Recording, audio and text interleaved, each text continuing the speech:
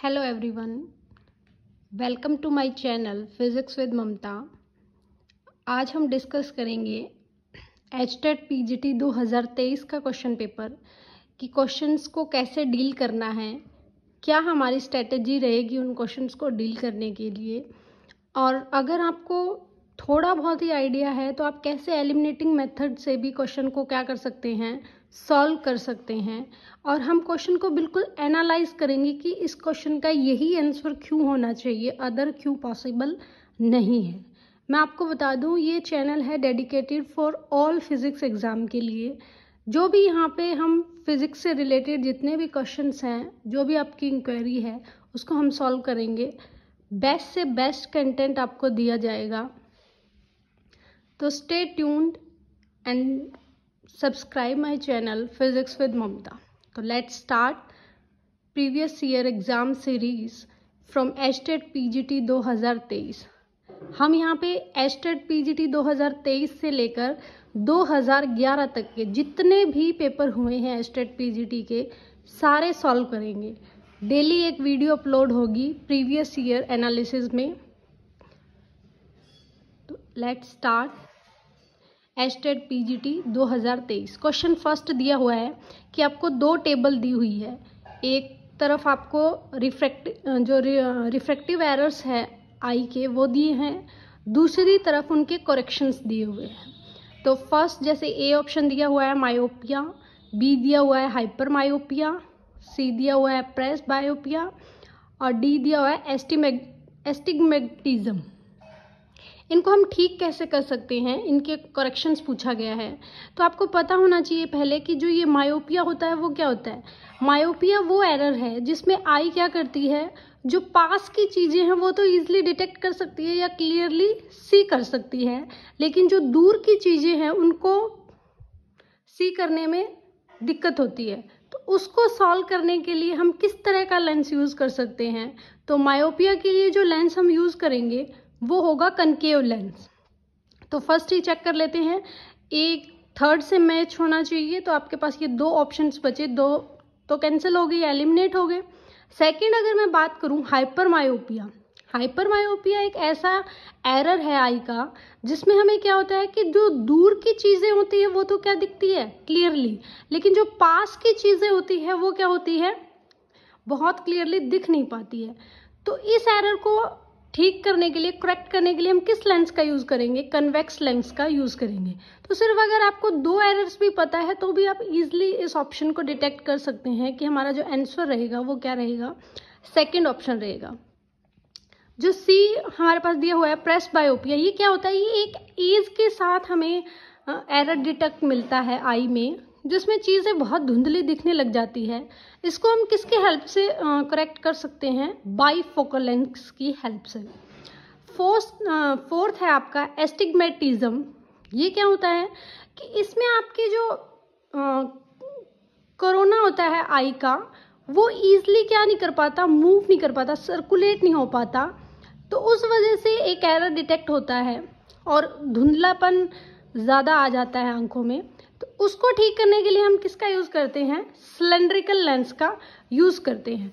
तो ये हमारा जो ऑप्शन सेकंड है वो क्या रहेगा, करेक्ट रहेगा। नेक्स्ट क्वेश्चन है हमारे पास, ये इसमें दिया हुआ है कि जो मैग्नस इफेक्ट है वो किससे रिलेटेड है, हाइड्रोलिक लिफ्ट से, playing with a spin ball से, डीप वाटर मूव स्लो से, razor blade float on the surface of water. तो मैग्नस इफेक्ट जो है वो हम कहाँ पढ़ते हैं, मैग्नस का मतलब स्पिनिंग ऑफ द बॉल। ये किससे रिलेट करेगा, playing with the spinning of a ball. जब भी कोई बॉल स्पिन करती है तो जो उसके आउटर सरफेस है वो भी क्या करती है, एक फोर्स एक्सपीरियंस करती है, मतलब एक प्रेशर लगाती है। उसकी वजह से क्या होता है, ये मैग्नस इफेक्ट रिलेट करता है। इसका मेनली हम यूज़ करते हैं फ्लूइड्स के केस में। हमने पढ़ा है ना कि स्ट्रीमलाइन फ्लो होता है एक फ्लूइड्स का, एक टर्बुलेंट फ्लो होता है। स्ट्रीमलाइन फ्लो में क्या होता है कि पार्टिकल क्या करते हैं, सक्सेसर फॉलोवर को फॉलो करते हैं, मतलब एक स्ट्रेट लाइन पाथ हम कह सकते हैं।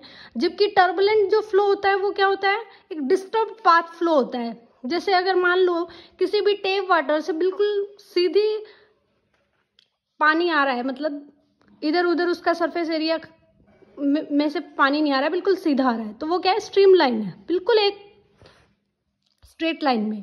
और टर्बुलेंट क्या है, अगर उसी में मतलब हम कुछ इस तरह से हो जाए कि आपका जो वाटर है वो हर डायरेक्शंस में आए, तो वो कैसा फ्लो होता है, टर्बुलेंट फ्लो होता है। तो ये जो आपका इफेक्ट है वो किससे मैच होगा, मैग्नस इफेक्ट से। नेक्स्ट क्वेश्चन हम डिस्कस करेंगे, थर्ड क्वेश्चन, क्योंकि अब की बार हमारा सिलेबस चेंज था तो इसमें सब्जेक्ट पेडालॉजी का भी बहुत रोल था। तो ये क्वेश्चन डिस्कस करते हैं, थर्ड क्वेश्चन। इसमें क्या कह रहा है कि Vijay sir wants to teach the circular motion to the class 8 students, which of the following will be the best method. कि विजय सर 8th क्लास के बच्चों को सर्कुलर मोशन का जो टॉपिक है उसको स्टडी करवाना चाह रहे हैं, तो कौन सा बेस्ट मेथड होगा। तो आपके पास जो बेस्ट मेथड होगा वो क्या होगा, एक्टिविटी बेस्ड टीचिंग। हमें पता है ना, टीचिंग कब इफेक्टिव ज़्यादा होगी, जब कुछ ना कुछ एक्टिविटी कराएंगे, बच्चे उसमें इंटरेक्ट होंगे, इन्वॉल्व होंगे, तभी हमारे पास क्या होगा, उस कंसेप्ट को बच्चे गेन कर पाएंगे। तो इसका सबसे बेस्ट और एप्रोप्रिएट मेथड क्या होगा, एक्टिविटी बेस्ड टीचिंग। ये भी हो सकता है by giving examples, by discussions, by demonstration, all methods are good, लेकिन हमें तो बेस्ट मेथड चूज करना है ना। तो बेस्ट कौन होगा, जब आप एक्टिविटी करवा के उस मोशन को, सर्कुलर मोशन के बारे में बताओगे, तो वो आपके पास क्या रहेगा, बेस्ट मेथड रहेगा। नेक्स्ट क्वेश्चन डिस्कस करते हैं, क्वेश्चन 4th थर्मोडायनेमिक्स से है। क्या क्वेश्चन दिया है, स्टेटमेंट बेस्ड। ये आजकल बहुत फिनोमेना चला हुआ है, मतलब ट्रेंड में है कि आपको स्टेटमेंट्स दी जाती है और पूछा जाता है कि कौन सी स्टेटमेंट्स करेक्ट है और इनकरेक्ट है। तो क्वेश्चन क्या है कि the work done of a external force on a system equal the change in the total energy. और सेकेंड स्टेटमेंट आपको क्या गिवन है कि work done by all the forces, चाहे वो इंटरनल हो चाहे वो एक्सटर्नल हो, किसी भी सिस्टम में किसके इक्वल होंगे, चेंज इन काइनेटिक एनर्जी। तो हमें पता है जो टोटल एनर्जी होती है सिस्टम की वो किसके इक्वल होती है, kinetic energy plus potential energy के इक्वल होती है। तो आपकी अगर kinetic energy plus potential energy, मतलब कोई एक्सटर्नल फोर्स नहीं लग रहा सिस्टम पे, मतलब टोटल काइनेटिक एनर्जी सिस्टम की क्या रहती है, कंजर्व रहती है। यही तो हमारे पास ला है, कंजर्वेशन ऑफ एनर्जी। व्हेन आपका no external force act on a body then total energy should be conserved।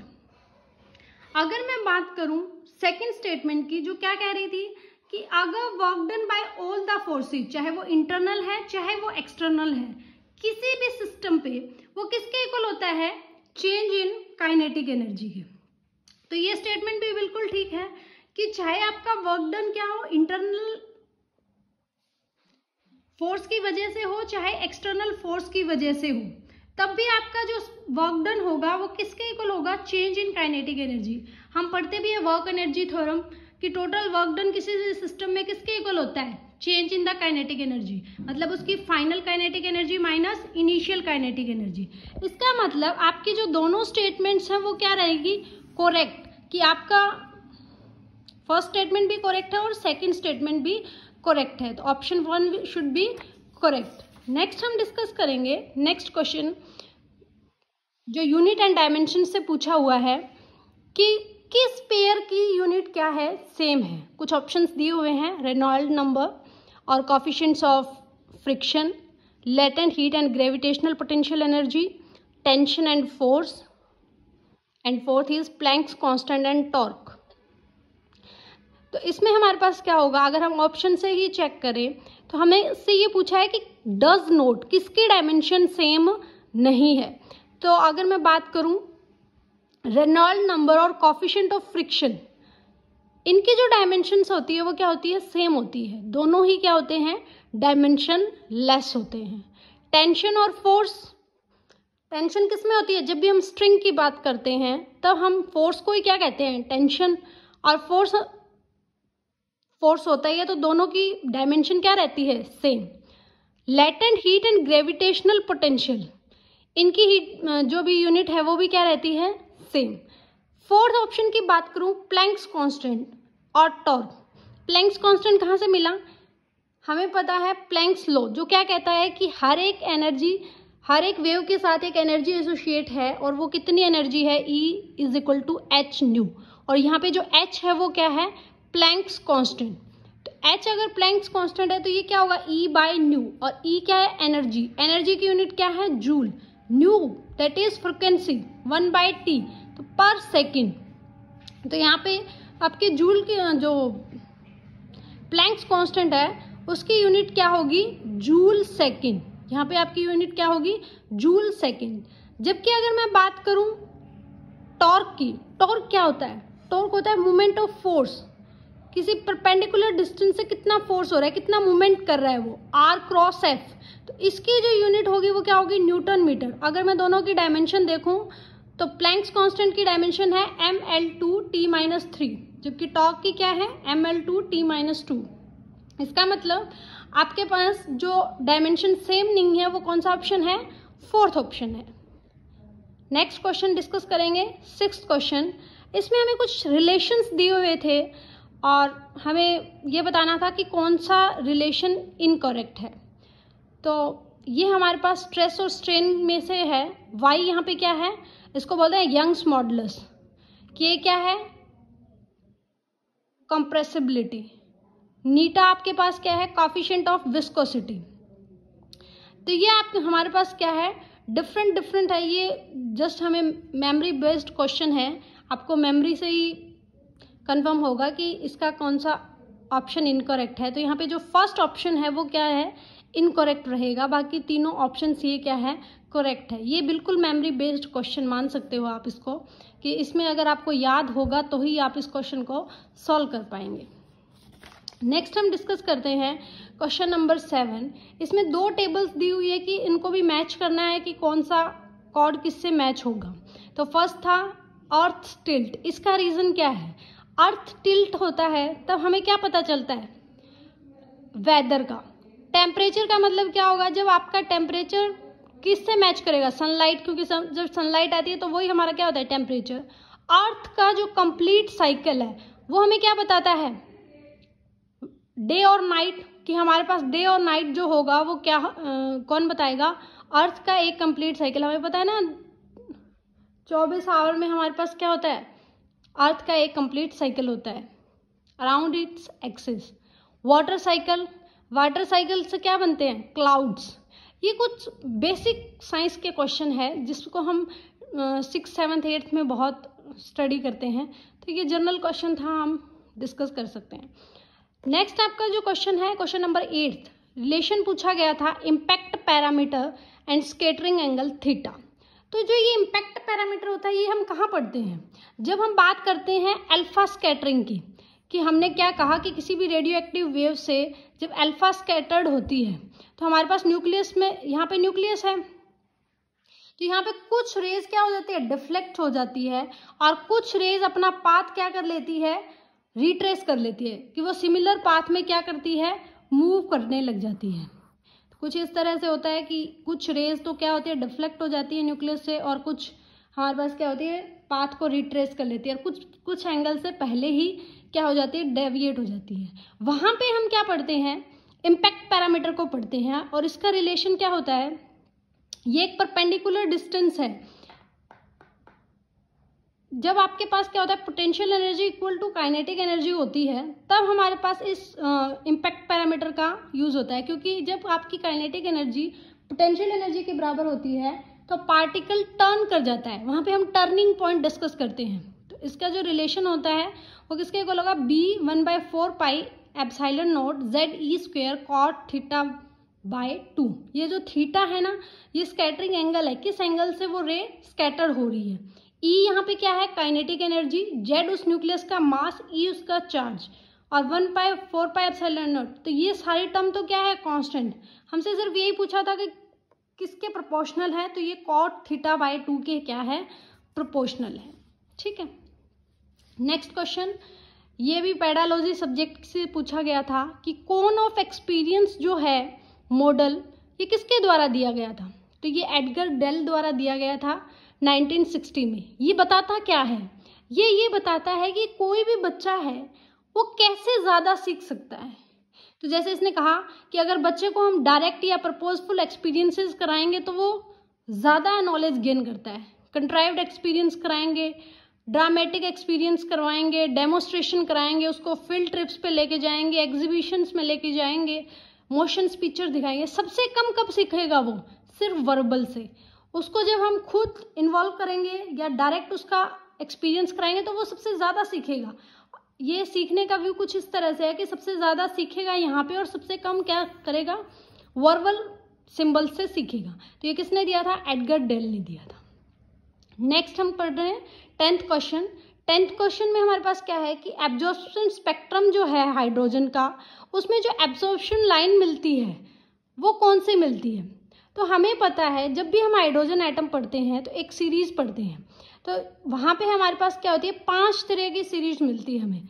First is Lyman, second is Balmer, third is Paschen, fourth is Brackett and fifth is Pfund. लेकिन ये जो absorption line है ये हमें कब मिलती है? Emission spectrum में सारी की सारी स्पेक्ट्रल लाइंस मिलती है। लेकिन एक एक्सेप्शन है कि जब हम एब्जॉर्प्शन स्पेक्ट्रम की बात करेंगे तो जो हमें लाइन अपीयर होगी या जो सीरीज हमें अपीयर्स होंगी वो क्या होंगी? लाइमन सीरीज ही अपीयर होंगी। तो क्वेश्चन फर्स्ट इसका क्या रहेगा? आंसर। डेली हम 10 क्वेश्चंस को डिस्कस और एनालाइज करेंगे और क्वेश्चन सीरीज डेली होगी।